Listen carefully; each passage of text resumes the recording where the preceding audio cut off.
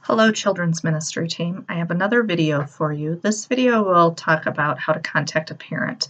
I've made a few changes to that because I realized that if we need to contact a parent during the Kids 311 time, the 9:15 education hour, we really did not have an efficient way to do that. So I'll go over the steps and how to contact a parent, and hopefully we can put this into practice. So as before, all of the binders have a yellow card in it. The one side will look like this, and the other side has instructions for you. So if there's a situation during Kids 311 and you need to contact a parent, all of the parents are kind of scattered around. They're in Bible class, or some of them are in the donut room chatting, whatever. Some of them might be practicing with the worship team. So we put together a system using our intercom, which I did not even know that we had.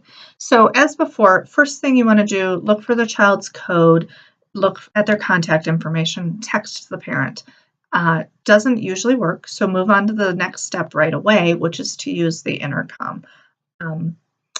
And this will kind of make sure that everyone hears it. So every classroom has a phone. Sorry, this is a little challenging. Every classroom should have a phone in it. And the chapel also has one. It's back on the wall by the computer. So you should be able to call if needed. So what you would do is pick up your phone, dial 463, testing. You'll hear a beep, and then you'll know that you can start talking. And really what I would do is say, could the parent whose child has code number XYZ ABC come to room, and then say the room number. And that it's actually written on this sheet in quotes exactly what you should say. So it's pretty easy to follow.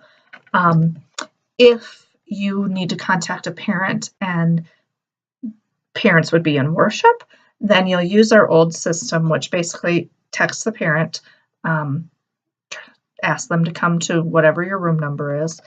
And again, that doesn't typically work, so go ahead right away, find the radio, which should be on. In most of the classrooms, it's on the refrigerator. If you are in a different, in the staff lounge, or in, I think it's Southwest 8, it will be hooked onto your box. So you'll go ahead, grab the radio, push the button on the left, which I'm not going to do now because the preschool teachers and CDC teachers would hear me, but you'll push that button and ask for Sonia to come to your classroom. I'll come by, pick up this card. If I can't come and get it, then I'll use my radio and I'll call security to come pick it up.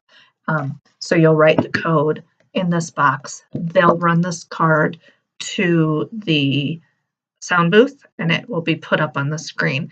It's possible some of the security team has asked if it's okay to just ask you to tell them the code over the radio, and we have blank sheets like this by the sound booth and by a couple other spots that Chris has them hiding for the security team. So they may just ask you to tell them the code over the radio, depending on the person and what their comfort level is, and also how intense the situation might be. You may want to just tell them the code so that they can get the child quickly.